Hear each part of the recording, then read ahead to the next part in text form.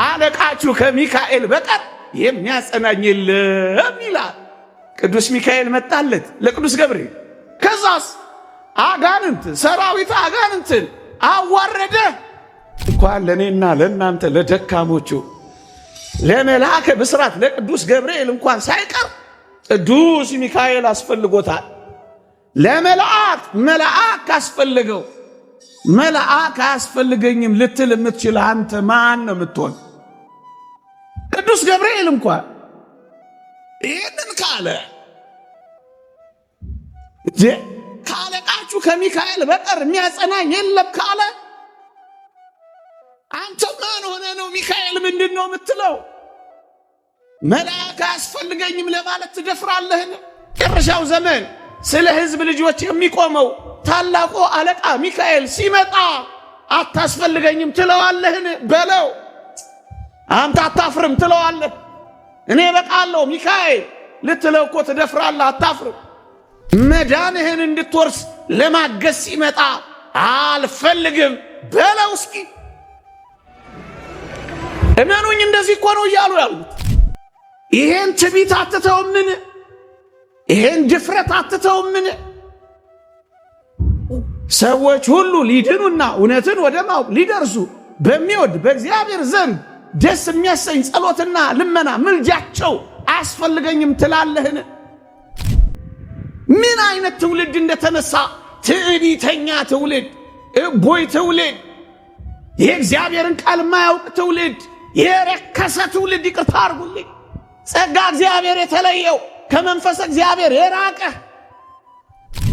ስለ ሕዝብ ልጆች የሚቆመው ታላቁ አለቃ ሚካኤል ይነሳል። አጋንንትን የሚያሳፍርልን ሚካኤል፣ ከዲያብሎስ ጋር የሚዋጋልን ሚካኤል፣ የጠላትን ክንፉን የሚሰብርልን ከእግሮቻችን የሚጥልልን ሚካኤል፣ ስለ ሙሴ ሥጋ ሲከራከር ሰይጣንን እግዚአብሔር ይጣላህ ያለው ሚካኤል አያስፈልገኝም የሚል ትውልድ ተነስቷል። የዚህ ዘመን የመናፍቃን አፍና ፊት እንዴት ይበላት የሆነችን ቅድስት ድንግል ማርያም! ምራቃቸው አይገርምም? መላእክትን ሲሳደቡ ማያፍሩ፣ ድንግል ማርያም ላይ አፍ ሲከፍቱ ማያፍሩ፣ መሠዊያውን ሥጋውና ደሙን የምናከብርበትን ሲሳደቡ ማያፍሩ፣ እግዚአብሔርን ሲሳደቡ በቅዱሳን ላይ አፍ ሲከፍቱ ማያፍሩ፣ የዲያብሎስ አፍ ያላቸው ኦርቶዶክሳውያን እኛ ምልክት ስንሻ ማንውለው ለምን ይመስላችኋል? እንዲህ ያለ ተአምራት ስላየን እኮ ነው በየአዳራሹ ተአምር ፍለጋ ማንሄደው። በቅቶናል ተአምር። በስመ አብ ወወልድ ወመንፈስ ቅዱስ አሃዱ አምላክ አሜን። እንደ እግዚአብሔር ቅዱስ ፈቃድ ጥቂት ደቂቃ ታግሳችሁ የእግዚአብሔርን ቃል እንድትሰሙ ጠይቃችኋለሁ። ለጥቂት ደቂቃዎች የምትችሉ ሁላችሁም አረፍ አረፍ በሉና የእግዚአብሔርን ቃል ሰምተን በአባቶቻችን ተባርከን እንሄዳለን። እግዚአብሔር ከሁላችንም ጋር ይሁን።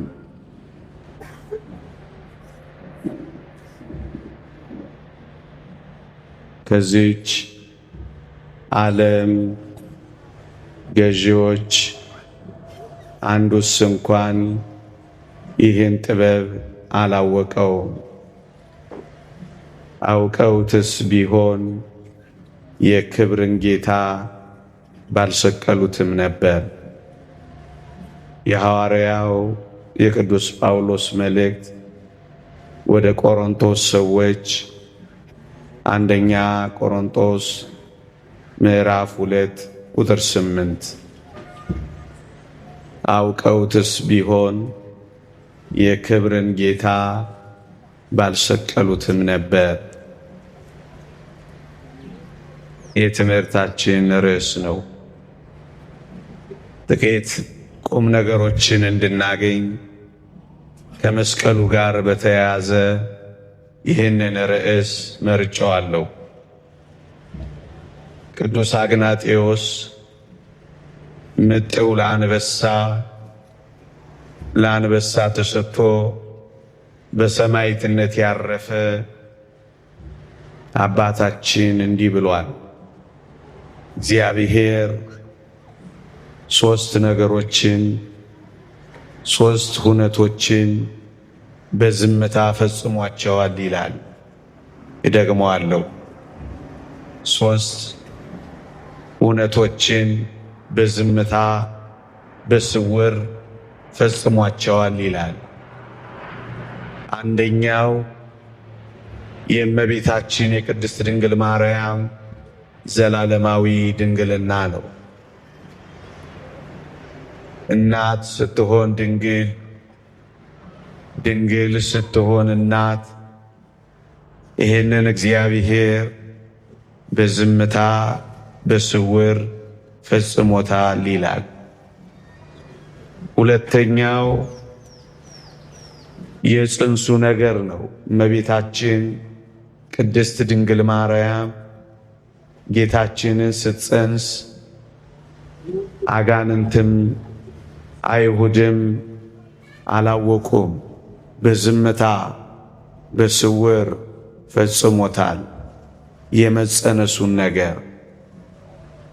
ሁለተኛ ሶስተኛ የሞቱን ነገር ነው። አጋንንት የሞተው ተራ ፍጡር መስሏቸው ነበር። በዝምታ የፈጸመው አንዱ ሞቱን ነው። ለምንድን ነው ግን እግዚአብሔር በዝምታ በስውር እነዚህን ነገሮች መፈጸም የፈለገው? ልብ በሉ። አውቀውትስ ቢሆን የክብርን ጌታ ባልሰቀሉትም ነበር። እግዚአብሔር በዝምታ በስውር የእመቤታችንን ድንግልና የጽንሱን ነገር የሞቱን ነገር በዝምታ ፈጽሞታል ብያችኋለሁ። ለምንድን ነው ግን ይህን ያደረገው እግዚአብሔር? የተወደዳችሁ ኦርቶዶክሳውያን እነዚህን ጥቂት ነጥቦች ፈጠን ብዬ እጠቅስላችኋለሁ። አጋንንትም አይሁድም የተጸነሰው ጌታችን መድኃኒታችን ኢየሱስ ክርስቶስ የባሕሪ አምላክ መሆኑን ቢያውቁ ኖሮ እስከ 33 ዓመት አይጠብቁትም ነበር። ወዲያው አፋጥነው አቻኩለው ቅድስት ድንግል ማርያምን ይወግሯትና የኔና የናንተ መዳን ይቀር ነበረ። አንደኛ ለምንድን ነው በዝምታ በስውር መፈጸም የፈለገው ካላችሁኝ፣ ድህነታችን እንዳይቀር ነበር ወገኖቼ። የተወደደች ቅድስት ድንግል ማርያም ጌታችንን እንደጸነሰች የባሕሪ አምላክ እንደተጸነሰ አጋንንትም አይሁድም ቢያውቁ ኖሮ ድንግል ማርያምን ወግረው ይገሏት ነበር። ለዚህ ነው የኔና የናንተ ማዳን እንዳይቀር፣ የኔና የናንተ ወደ ሕይወት መመለስ እንዳይዘገይ እግዚአብሔር በዝምታ በስውር ፈጽሞታል። አንደኛ። ሁለተኛ ክርስቶስ ያለ ዘር እንደተጸነሰ በድንግልና እንደተወለደ አጋንንት ቢያውቁ ኖሮ ከክርስቶስ ጋር ከመዋጋት ይሸሹ ነበር ወገኖቼ። እደግመዋለሁ። በእውነት የባሕሪ አምላክ ያለ ዘር እንደተጸነሰ በድንግልና እንደተወለደ አጋንንት የዚች ዓለም ገዢዎች የተባሉ አጋንንት ገዢዎች የተባሉ አይሁድ ቢያውቁ ኖሮ ምን ያደርጉ ነበር ካላችሁኝ፣ በተለይ አጋንንት ከክርስቶስ ጋር ከመዋጋት ይሸሹ ነበር። ወገኖቼ አንድ ነጥብ ላስታውሳችሁ። ክርስቶስ ከዘረጋ ሳያት ከቆመ ሳይቀመጥ በቆሮንጦስ በረሃ ሲጾም ባየው ጊዜ ይሄማ አምላክ ነው ብሎ መጠራጠር ጀምሮ ነበር። በተለይ ታስታውሱ ከሆነ በዮርዳኖስ ክርስቶስ ሲጠመቅ የምወደው ልጄ ይህ ነው የሚል ድምፅ ሲሰማ ይህማ የእግዚአብሔር ልጅ ነው ብሎ ተጠራጥሮ ነበር። ከዚያ ምን አደረገ? ፈተና መፈተን ጀመረ። አታስታውሱ? የእግዚአብሔር ልጅማ ከሆንክ ይህንን ድንጋይ ዳቦ አድርግ እያለ መፈተን ጀመረ። አያችሁ፣ ሲሰማ ተጠራጠረ። ይህንን ጥርጣሬውን ነው ክርስቶስ ያራቀው። ለምን? ከመዋጋት እንዳይሸሽ ነዋ። ታስታውሱ ከሆነ ተርቦ ወደ ዕፀ በለስ ሲሄድ ፍጡር ነው ሲል፣ በለሲቱን ፍሬ ሲያጣባት በቃሉ ብቻ ሲያደርቃት ይሄማ የባህሪ አምላክ ነው ሲል፣ ጀልባ ላይ ታንኳ ላይ ሲተኛ ይሄማ ፍጡር ነው ሲል፣ ማዕበልና ንፋሳት ሲገስጽ ሲያየው ይሄማ አምላክ ነው ሲል፣ የተወደዳችሁ ክርስቲያኖች አጋንንትን ሰይጣናትን ግራ እያጋባ ነው ያቆያቸው። ግራ እያጋባ አንዴ ፍጡር አንዴ አምላክ እንደዚህ ግራ ተጋብቶ መስቀል ላይ ያቀረበው። በሞቴ ስሙኝ፣ አታውቁትም ብዬ አይደለም። ክርስቶስ መስቀል ላይ ቆመና ምን አለ? አምላኬ አምላኬ ስለምን ተውኸኝ ብሎ ጮኸ። ያን ጊዜ አጋንን፣ ያን ጊዜ ዲያብሎስ አምላኬ አምላኬ የሚለውማ አምላክ ቢኖረው ነው። የሌሎችን ነፍሳት እንደምቀራመት ልቀራመቱ አምላኬ ካለማ ፍጡር ነው ብሎ ነው የቀረበው። አያችሁ፣ ከመዋጋት እንዳይሸሽ ያልኳችሁ ቀድሞውኑ ክርስቶስ የባህሪ አምላክ መሆኑን ቢያውቅ ኖሮ መስቀል ላይ አይጠረቅም ነበር። ዲያብሎስ አምላኬ አምላኬ ሲል ነፍሱን ተቀራመቼ ስጋውን በመቃብር ነፍሲውን በሲኦል ልክ እንደ ማንኛችን ማሰቃያለሁ ብሎ ሲቀርብ በእሳት ዛንጃር በነፋስ አውታር መስቀል ላይ አሰረው። ኃይለኛውን መስቀል ላይ አሰረውና የሲኦልን ነፍሳት ይማርክና ይበረብር ጀመር። ለምንድን ነው የሰወረው? ሰይጣን ይህንን ቀድሞ ቢያውቅ ከእርሱ ጋር ከመዋጋት ይሸሽ ነበር። ኢየሱስ ክርስቶስ ማን መሆኑን ቢረዳ ኖሮ ደፍሮ አይቀርበው ነበር። ሁለተኛ፣ ለምንድን ነው ክርስቶስ በዝምታ በስውር እንዳያውቁት አድርጎ የተገለጠው? አጋንንት ከሱ ጋር ከመዋጋት እንዳይሸሹ ነው። ሶስተኛ፣ ያለ ዘር መጸነሱ በድንግልና መወለዱ የዚች ዓለም ገዦች የተባሉ አይሁድና አጋንንት ቢያውቁ ምን ይሉ ነበር ካላችሁ፣ አሁን ደግሞ በተለይ አይሁድ ኢየሱስ ክርስቶስ የዳዊት ልጅ አይደለም ብለው ይክዱ ነበር። ደግመዋለሁ፣ ወገናችን ዘመዳችን የሚለውን ሐሳብ ይክዱ ነበር። ምክንያቱም ያለ ዘር ተጸንሷል፣ በዘላለማዊ ድንግልና ተወልዷል። ኢየሱስ ክርስቶስ ሰው አይደለም፣ ምትሃት ነው። እንደው የዳዊት ልጅ አይደለም፣ የዳዊት ልጅ ሲል አግኝተ ነው ሰቀል ነው ብለው ምክንያት ይሰጡ ነበር።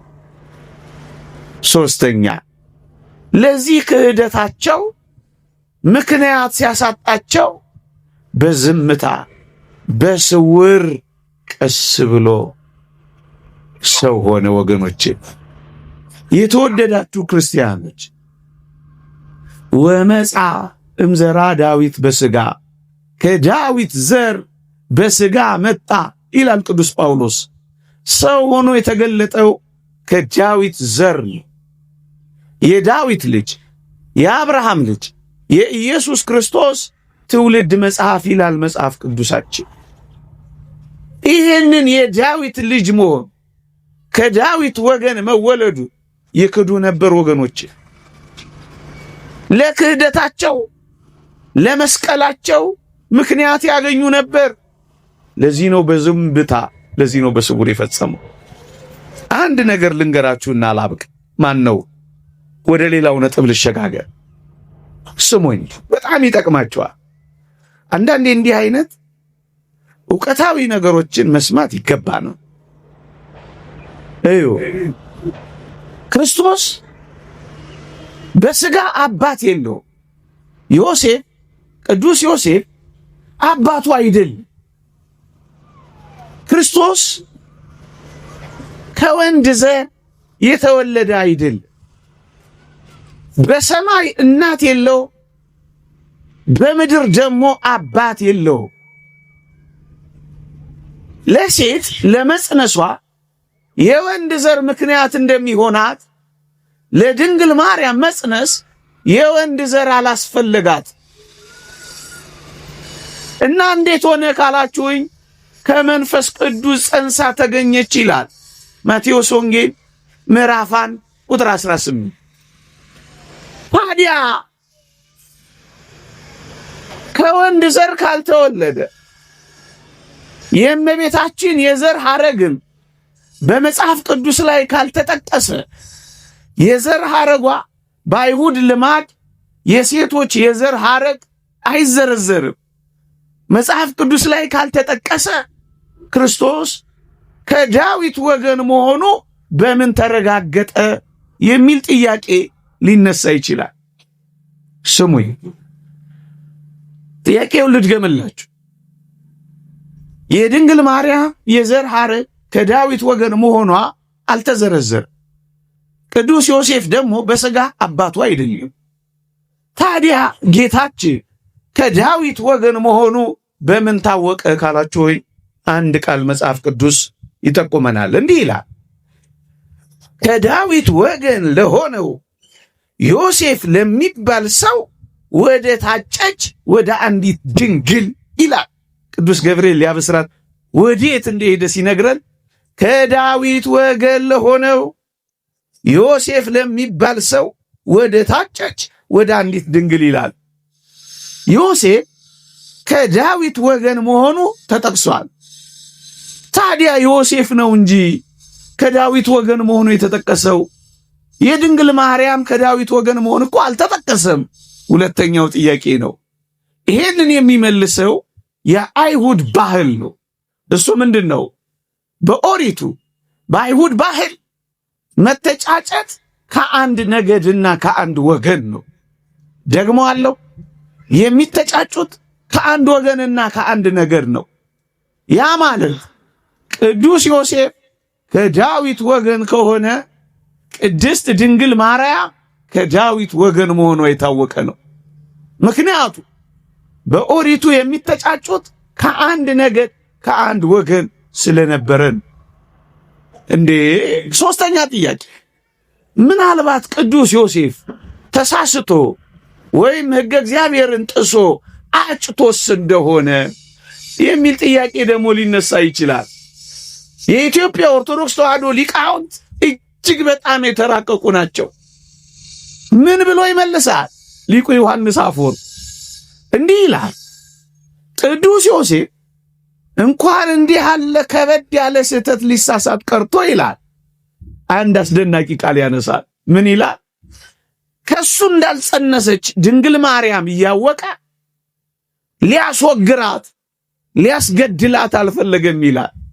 ጻድቅ ዮሴፍ ምን አደረገ? ጻድቅ ሆኖ ሊገልጣት ስላልወደደ በስውር ሊተዋት አሰበ ይላል። ደነገጠ። ጸንሳ ሲያያት ሆዷ ገፍቶ ሲያያት ደነገጠ። ታዲያችን ምስኪን ባልተረዳው ነገር ሊያስወግራት እኮ ይችላል፣ ከኔ አይደለም ጽንሱ ብሎ መወገር ነበር የመጨረሻ ዕድሏ። ቅዱስ ዮሴፍ ግን ምን አደረገ? ጻድቅ ሆኖ ሊገልጣት ሊያስወግራት አልወደደም፣ በስውር ሊተዋት አሰበ ይላል እና ዮሐንስ አፈወርቅ ምን ይላል? ታዲያ እንዲህ ላለው ነገር በጥንቃቄ በንጽህና እሷን ላለመጉዳት በስውር የሐዲስ ኪዳንን ጽድቅ የመሰለ የፈጸመ ቅዱስ ዮሴፍ እንደዛ አይነት እንዴት ከነገዱ ከወገኑ ወጥቶ ሊያጭ አይችልም ይላል።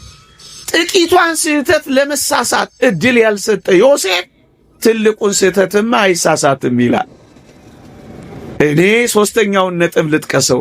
ምን የሚለውን የዳዊት ልጅ አይደለም ብለው ለመስቀላቸው ምክንያት እንዳረጉ በዝምታ በስውር ፈጸመው። አራተኛ፣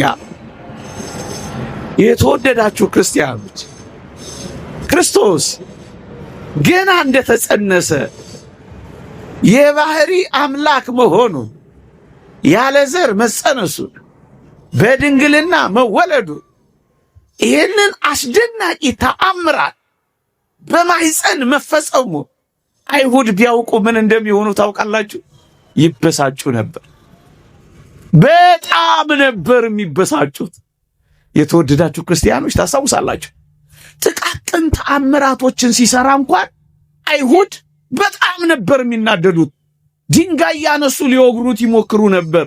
እሱም ይሰወራቸው ነበር። ገና ከማኅፀን እንዲህ ያለ አስደናቂ ተአምር እንደሰራ ቢያውቁማ ይበሳጩ ነበር። ምዕመና እያልኳችሁ ያለሁት ገብቷችኋ? ለምን ያበሳጫችሁ ወገኖቼ? ከተአምራት ሁሉ በላይ የትኛው ተአምር እንደሚበልጥ ታውቃላችሁ?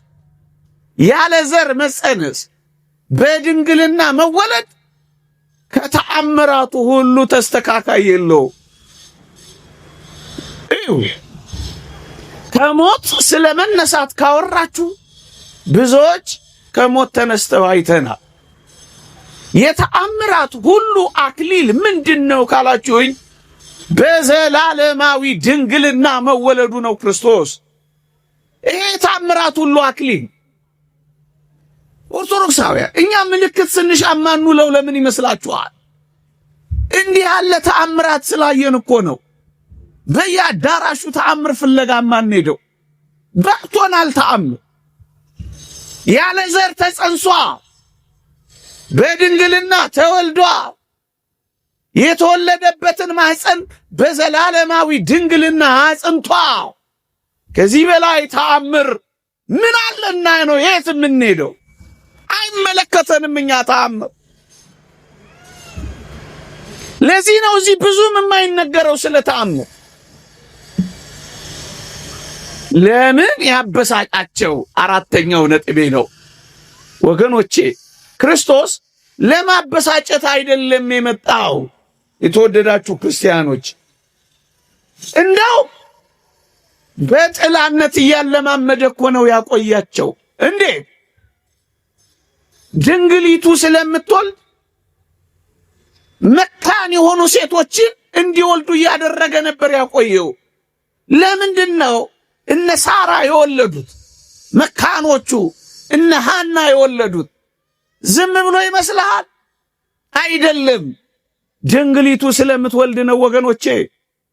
ሁሉም ነገር የሚያመለክተው ወደ አስደናቂው የክርስቶስ የማዳን ሥራ ነው። መካኖች ከወለዱ ድንግሊቱ ስትወልድ እንዳይደንቃቸው ነበረ። ዛሬም መናፍቃን ሲደንቃቸው ይኖራል። ይድነቃቸው፣ ብንነግራቸውም አይገባቸው። ኢየሱስ የሚል ስም ስለሚመጣ ኢያሱ በሚል ስም ያለማመዳቸዋል። ሆሴ በሚል ስም ያለማመዳቸዋል። ኢሳይያስ በሚል ስም እንዳይደነግጡ እኮ ነው የተንከባከባቸው። ወገኖቼ ማበሳጨት አይፈልግም እግዚአብሔር። ቁጣቸውን፣ ንዴታቸውን ማብረድ እንጂ ማጋጋል አይፈልግም። ለዚህ እኮ ነው ታስታውሱ ከሆነ ያንን አይነ ስውር ዮሐንስ 9 ላይ ፈውሶ በማከላቸው ጎምለል ጎምለል ያለ አይምሰላችሁ። በጣም ይደንቃል ጌታችን። እደግመዋለሁ፣ ፈወሰውና ፈቀቅ አለ፣ ተሰወረ። ለምን? ብስጭት ሲያዩት እንዳይበሳጩ።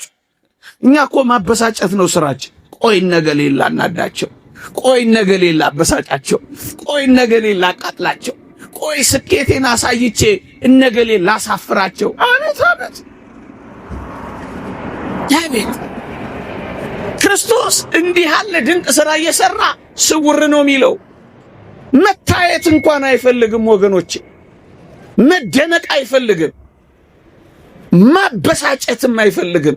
ክርስትና ሰዎችን አያበሳጭ፣ እልክ አያስይዝ።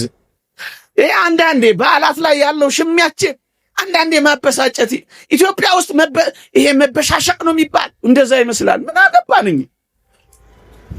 የሚያወሩ እኛ እንዲህ አይነት ሥራ የለንም። እኛ እውነተኛውን ትምህርት እናስተማራል። ካመነ ያምናል፣ ከመጣ ይመጣል፣ ከዳነ ይድናል። ማበሳጨትም ማናደድም የክርስቶስ ልጆች ሥራ አይደለም። አራተኛ ወይም አምስተኛ ግራ እንዳያጋባቸው።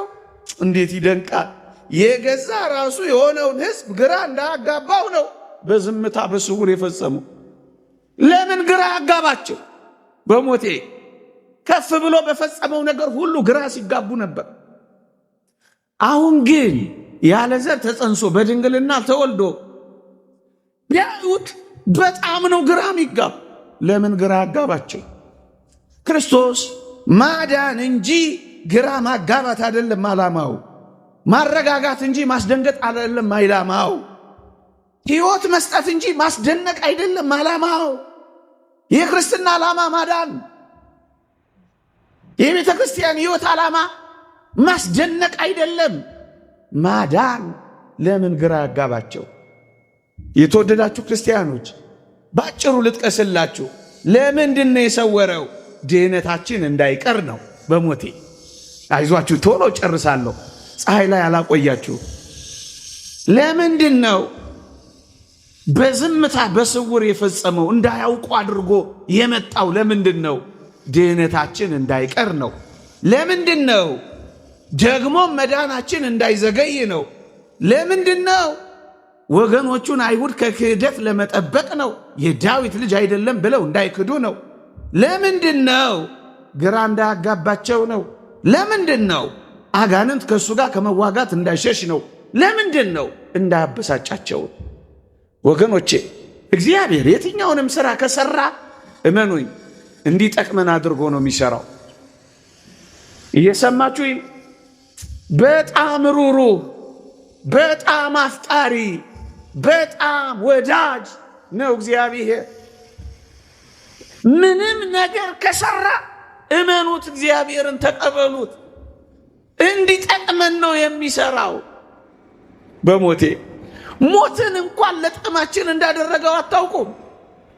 መፍረሳችን፣ መበስበሳችን፣ መሞታችን እንኳን ለጥቅማችን እኮ ነው ያደረገው። እንዴ ይሄን ተውት። የአጋንንትን ትንኮሳ፣ የአጋንንትን እኔና እናንተንን ማታለል እንኳን ሳይቀር እንዴት አድርጎ ለበጎ እንደቀየረው አታውቁ? እንደውም አንድ አባት በፊት ሲያስተምረን ትዝ ይለኛል። ጋሽ ግርማ ይባላል። እንዴት ታላቅ የእግዚአብሔር ሰው ነበር መሰላችሁ። እንኳን እሰይ እንኳን አዳም በደለ ይልና አዳም ባይበድል ኖሮ እግዚአብሔር እንዴት እንደሚያፈቅረኝ አላውቅም ነበር ይላል። እንኳን በደለ እንዴት እንደሚወደኝ እግዚአብሔርን አወቅኩት፣ ተሰቀለልኝ። እንዴት እንደሚያፈቅረኝ አወቅኩት፣ ሞተልኝ። እንዴት እንደሚወደኝ አወቅኩት፣ ሰው ሆኖ ተገለጠልኝ ይላል። ለበጎ አድርጎ ይቀይረዋል። ክርስቲያኖች እግዚአብሔርን እናምነዋለን። ለዚህ ነው በስውር የፈጸመው። ጥቂት ነጥቦች ላንሳና ትምህርቴን ወደ መጠቅለል እሄዳለሁ። ወገኖቼ እንኳን ከአይሁድ እንኳን ካጋንንት ከዚህች ዓለም ገዦች የአባቶቻችን መጽሐፍ ምን ይላል? በአርያም ካሉ መላእክት እንኳን የቃልን ምስጢር ያወቀ የለ፣ የመምጣቱን ምስጢር ያወቀ የለም ይላል። ከመላእክት እንኳን ሰውሮታል ወገኖቼ፣ ከመላእክት እንኳን ሰውሮታል። እንዴት አድርጎ ሰወረው? በጣም የሚደንቅ ነገር ሊቃውንት ይናገራሉ። ምን ይላሉ? ቅዱስ ዮሴፍን አጠገቧ በማቆም ይሄን ምስጢር ሰወረው ይላሉ። ወንድ አጠገቧ አቆም። አያችሁ እግዚአብሔር። ደግሞ አለው ድንግል ማርያም ያለ ዘር ጸንሳ በድንግልና ወልዳ በዘላለማዊ ድንግልና ጸንሳ እንደኖረች አጋንንትም አይሁድም እንዳያውቁ እንደምን አድርጎ ሰወረው ካላችሁ ቅዱስ ዮሴፍ የሚባል አንድ ወንድ አጠገቡ አቆም። ስለዚህ የሚመስላቸው ምንድን ነው? እንደ መሰላቸው የዮሴፍ ልጅ መሰላቸው፣ የጸነሰችው ከሱ መሰላቸው። ወገኖቼ ዛሬም ድረስ አንዳንድ መናፍቃን እዚህ ሐሳብ ላይ ተቸክለዋል። እንዴት ያሳዝናል! ከዮሴፍ ልጆች ወልዳለች ብለው ጨክነው እስኪናገሩ ድረስ ሆነዋል። ምዕመናን በቅዱስ ዮሴፍ መታጨት ውስጥ ይህንን ምስጢር ሰወረው፣ ጠባቂ አድርጎ ሰወረው። ለዚህ እኮ ነው ታስታውሳላችሁ፣ ቅዱስ ገብርኤል ሲያበስራት በሞቴ ቅዱስ ዮሴፍ እኮ አጠገቡ አለ። መጣና ቅዱስ ገብርኤል አበሰራት፣ ወንድ ልጅ ትወልጃለሽ አላት። ከዚያስ ወንድ ስለማላውቅ ይህ እንዴት ይሆናል አለቻ። በሞቴ ስሙኝ ትወልጃለሽ ሲላት እጮኛ አጠገባ እውነትም ለተባለው ግብር ከሆነ አንዳንዶች እንደሚሉት ከዮሴፍ ነው ብትል ወይም ወንድ ስላለ የታወቀ ነው። የታጨች ሴት ማግባት ማይገባች ሴት መጽነስ የጸነሰች ሴት መውለዷ ማይቀር ነው። ይህ እግዚአብሔር ፈቃድ ከሆነ ትወልጃለሽ ሲላት ወንድ ስለማላው ይህ እንዴት ይሆናል የሚለው ቁርጠኛ ንግግሯ፣ ቁርጠኛ ህሊናዋን፣ ብጻት መግባቷን፣ ብቸኛ ሆኗ መኖሯ አጠገቧ የተቀመጠው ቅዱስ ዮሴፍ ለሌላ ጉዳይ አለመሆኑን መናፍቃን እንደሚሉት አያስታውቅም። እዚያ ውስጥ ሰወረው። እግዚአብሔር ቅዱስ ዮሴፍን አጠገቧ አስቀመጠና ሰወረው። በዝምታ ፈጸመው። እንዳያውቁት አደረገው። እንዴት ይውገሯት? ወንዳላ ሰወረው። አይ እግዚአብሔር ሰወረው። እንዴት ይደንቃል ወገኖች! ሲጠራጠር አጋንንት ቢጠራጠሩ ኖሮ ምን ያረጉ ነበር? አንድ ነጥብ ልጨምርላችሁ። ትንሽ ታገሱኝ፣ አይዟችሁ። አንድ ነጥብ ልጨምርላችሁ። አጋንንት የተጸነሰው ጽንስ የባህሪ አምላክ መሆኑን ቢያውቁ ምን ያረጉ ነበር ካላችሁ ሆይ ላስታውሳችሁ። የተወለደው የአይሁድ ንጉሥ ወዴት አለ እያሉ ሰብአ ሰገል ሲመጡ ሄሮድስ ደነገጠና 2 ዓመትና ከዛ በታች የሆኑትን ሕፃናት አስፈጀላቸው።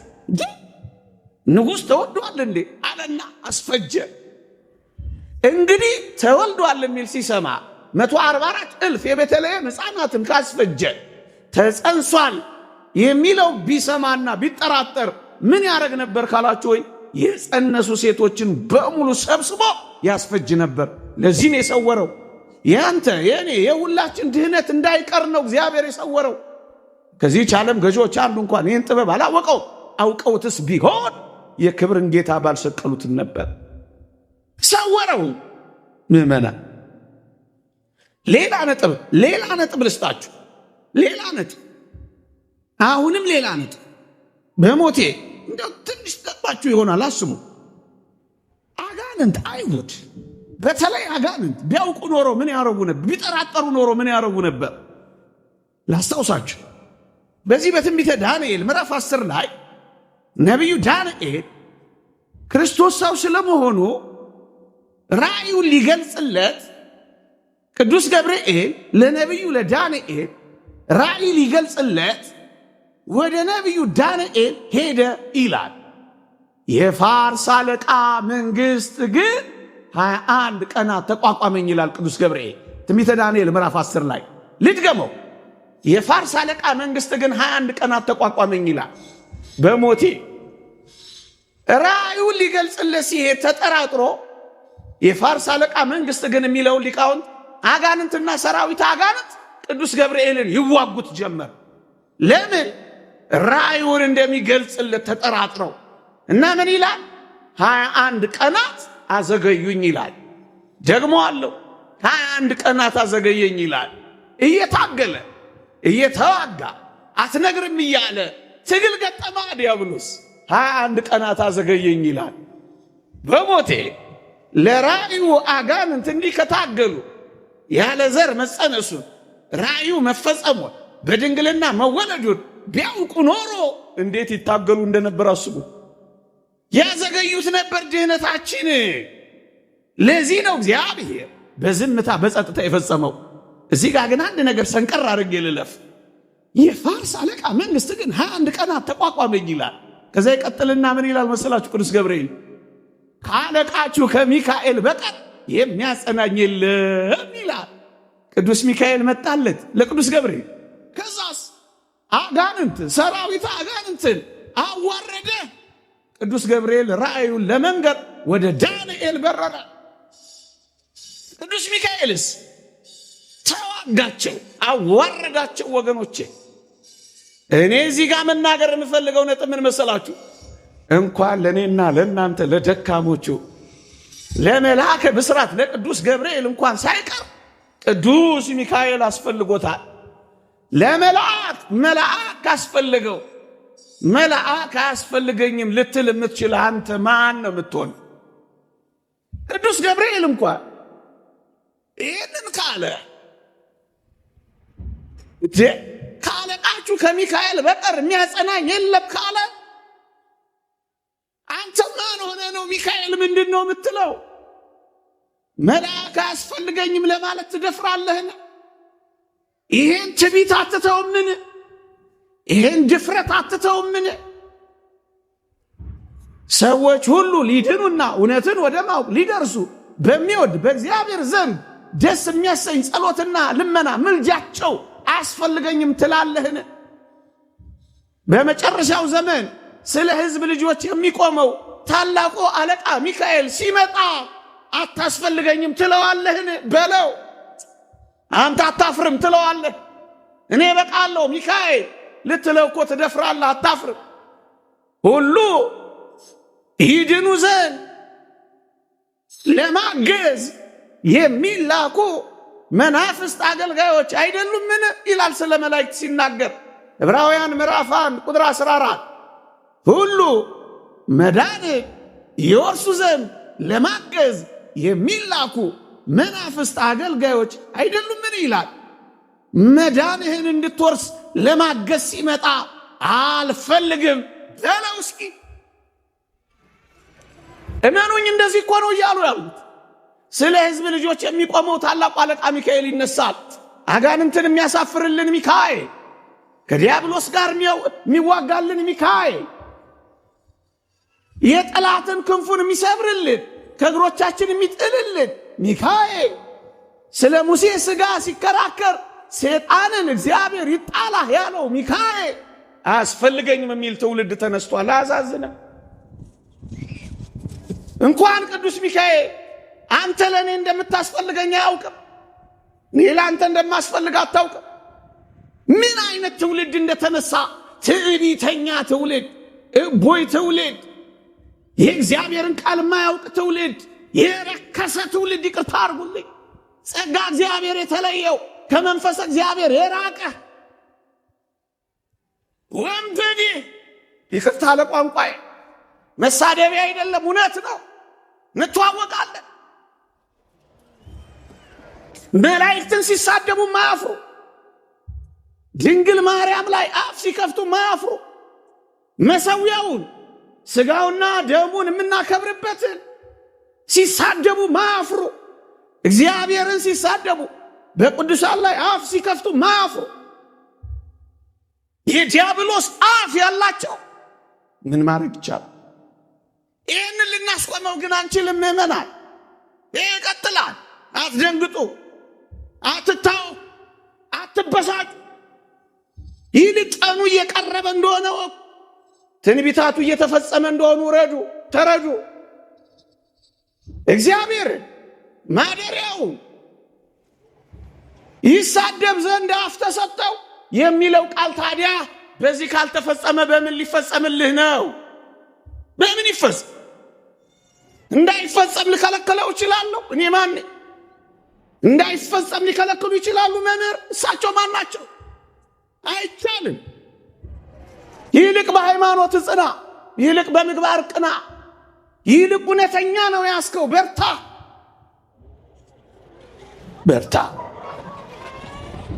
የሚቃወሙ አጋንንትን ባለማወቅ ሰወራቸው ይላሉ አባቶቻችን። ሰውሯቸዋል። መላእክትንም ሰወራቸው፣ በዝምታ ፈጸሙ። ታዲያ እንዲህ ከሆነ ካልቀረ አንድ ነገር ጠቅሼ ትምህርቴን በጥቂት ነጥቦች እጠቀልላለሁ። አይዟችሁ፣ ይቅርታ አድርጉልኝ። መቼ በዚህ ማለዳ ፀሐይ ላይ ያሰነበትኳችሁ። እየሰማችሁኝ ነው? ግን እየሰማችሁኝ ነው? አይዟችሁ። እዚህ ፀሐይ ተደብድበንም ከሆነልን እሰየው፣ እግዚአብሔር ይቁጠርልን። እሳት ውስጥ የገቡ ሰማዕታት ያመኗት ሃይማኖት ናት። አይዟችሁ፣ ይህንን እግዚአብሔር ይቁጠርልን። እንደ ደጅ ጥናት አድርጎ ይቁጠርልን። የእናንተን ጉልበታችሁ ወገባችሁ እየተንቀጠቀጠ ጉልበታችሁ እየደነዘዘ እዚህ የተቀመጣችሁትን ብዙ ቁም ነገር አታድርጉት። አቆማችሁን ይህ እግዚአብሔር ቃል ይህ ያድሳል። እኔና እናንተ ባይገባን እንኳን ይባርከናል፣ በእውነት ይባርከናል። አጋንንት በዚህ ውስጥ መኖር አይችልም። ያነጻናል እግዚአብሔር ቃል። ባትሰሙት እንኳን ባትረዱት እንኳን ግድ የላችሁም። ጥቂት ታገሳችሁ መስማት ጥሩ ነው በጣም። የእግዚአብሔር ቃል አጥንትንና ጅልማትን እስኪቆርጥ ድረስ ኃይል አለው፣ ያስተካክለናል ወገኖች። ታዲያ ከሰወረ ካልቀረ እችን ሳልናገር መሄድ ስለሌለብኝ ነው።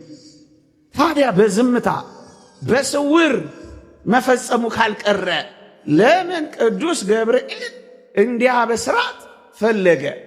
ለምን ቅዱስ ገብርኤል እንዲያበስር ተላከ? አንዴ ከሰወረው ካልቀረ አካላዊ ቃል ዝም ብሎ መጥቶ አይጸነስም ነበረ? ያለ ማብሰር ማደር አይችልም ነበረ? ይችላል። ታዲያ ለምን እንዲያበስር አደረገው ካላችሁኝ 3 ነጥቦችን ልጥቀስ፣ ከዛ ወደ ማሰሪያዬ ልንደርደር። በጣም ይጠቅማችኋል። ስሙኝ። አንደኛ፣ በነካ እጁ በስውር ለምን አያደርገው? ለምን ቅዱስ ገብርኤል እንዲያውቆን? ለምን ቅዱስ ገብርኤል እንዲያበስራት ፈለገ? እንዲሁ አያደርገውም ነበር? ምርጥ ጥያቄ ነው። በጣም ረቂቃን የሆኑ ሊቃውንት 3 ምክንያቶችን ያቀርባሉ። እንዲህ ይላሉ። አንደኛ፣ ድንግል ማርያም ያለ ጋብቻ ያለ ሩካቤ እንዲሁ እንደጸነሰች አይታ እንዳትደነግጥ ስለፈለገ ነው ይላሉ።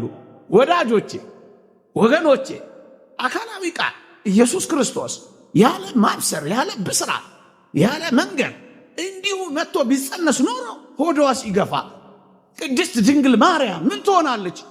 እንዴ ታምሜ ነው፣ ደዌ መጥቶብኝ ነው፣ አጋንንት ተተናክሰውኝ ነው ብላ ትደነግጥ ነበር።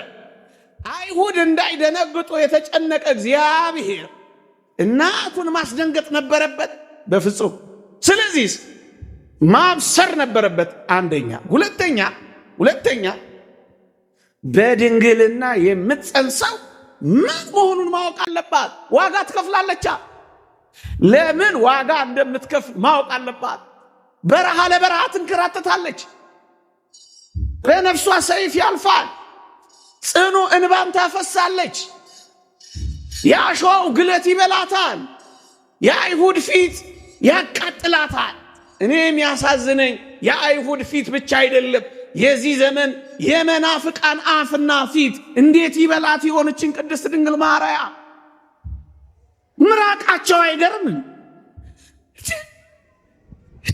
እስኪ ያንተ እናት ፎቶ ላይ እስኪ ምራቅ ልጥፋ ዝም ትለኛለህ?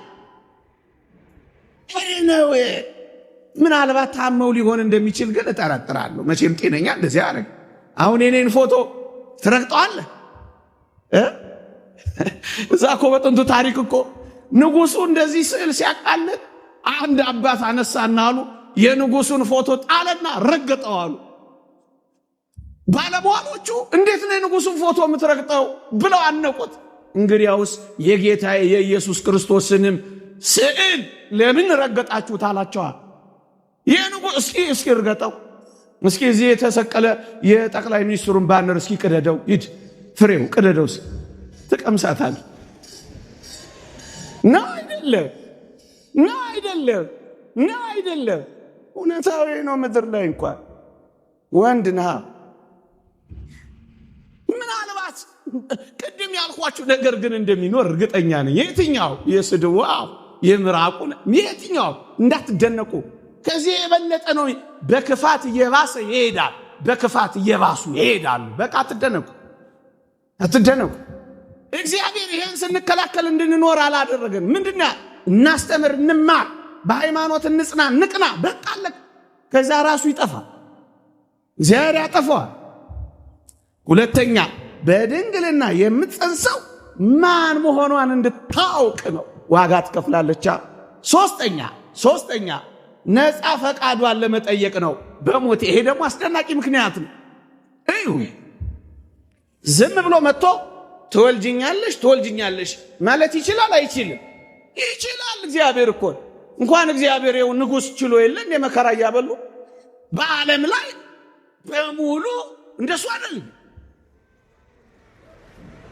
ከፍ ያለ ዝቅ ያለውን እንደሱ አይደል?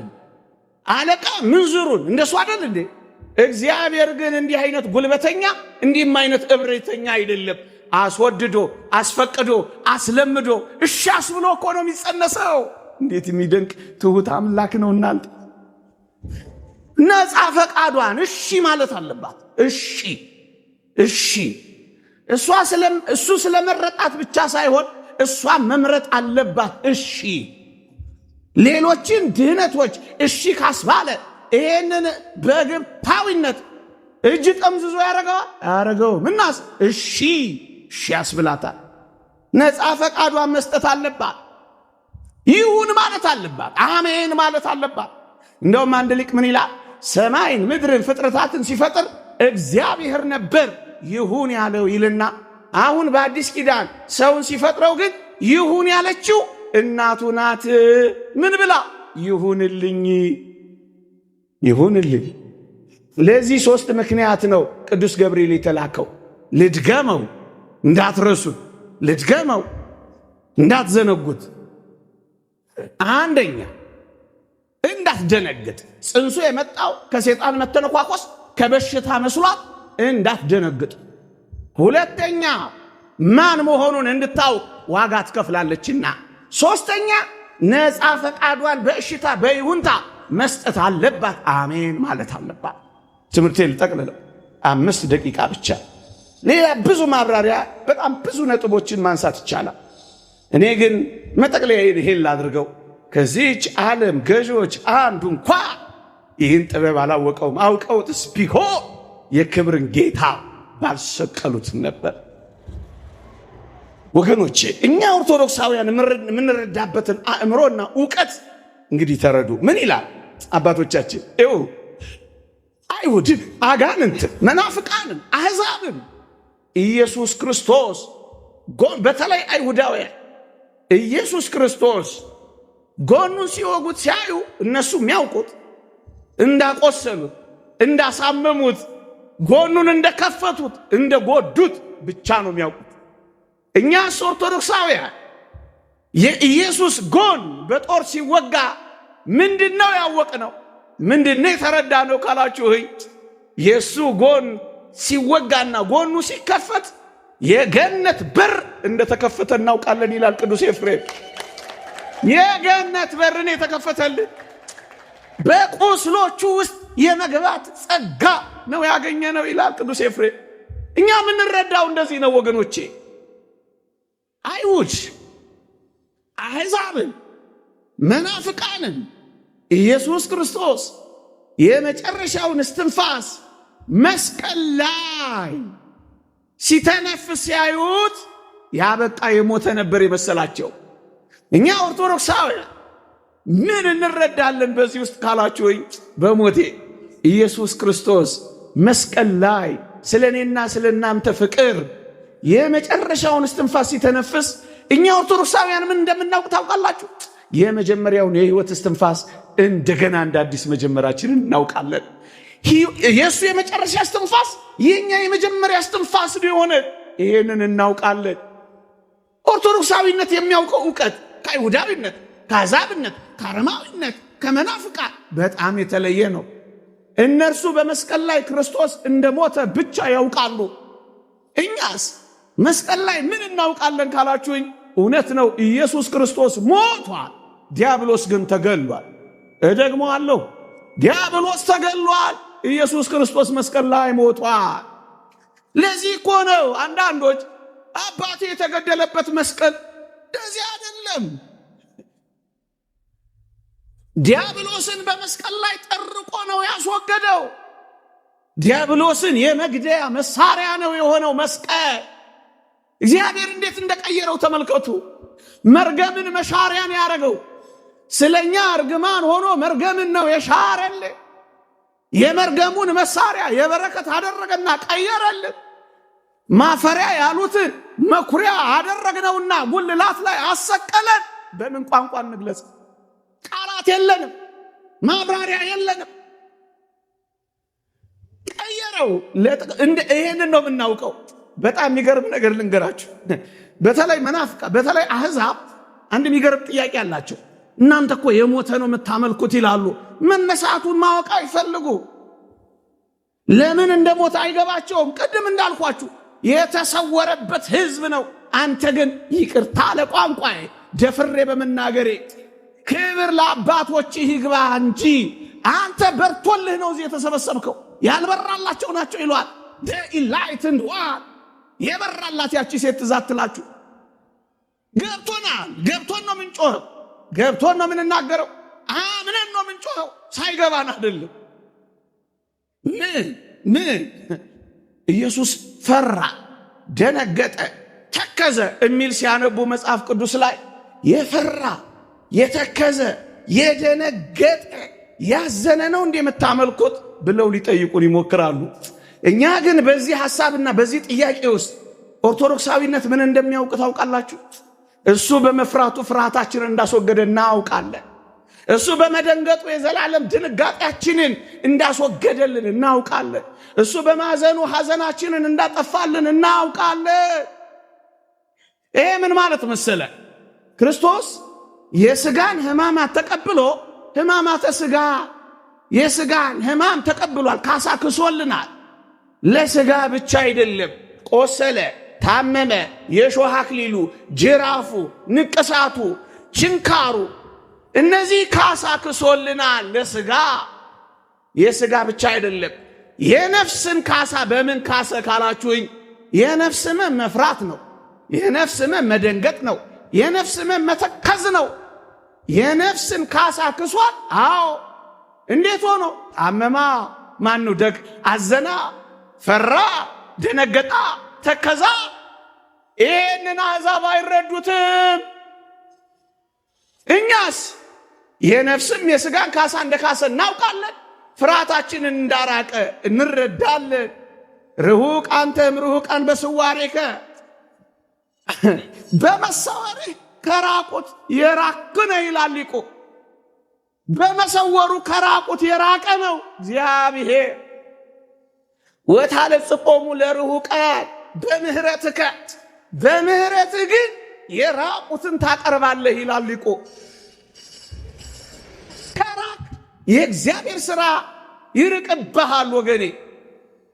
አይሁድ፣ በተለይ አይሁድ ሊቀ ካህኑ ልብሱን ሲቀድ እንደተቆጣ፣ እንደተበሳጨ፣ እንደተናደደ ነበር የሚገልጠው።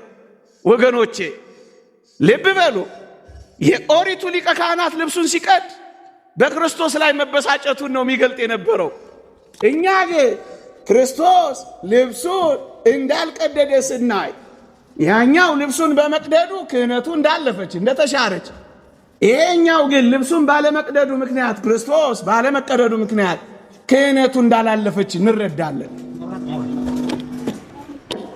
ክህነቱ እንዳልተሻረች እንረዳለን። ባጭሩ እኛ አውቀነዋል። ክርስቶስ የእግዚአብሔር ልጅ የባህሪ አምላክ መሆኑን ተረድተነዋል። ከዚህች ዓለም ገዢዎች አይሁድ፣ መናፍቃ፣ አጋንን ይህን ጥበብ አላወቁትም። ይቆየን። ብዙ እንዳላቆያችሁ የእግዚአብሔር ቸርነት፣ የእመቤታችን አማላጅነት፣ የቅዱሳን በረከት ረድኤት ከሁላችንም ጋር ይሆን። በዚህ ዕውቀትና በዚህ ሃይማኖት ያጽናል። አሜን።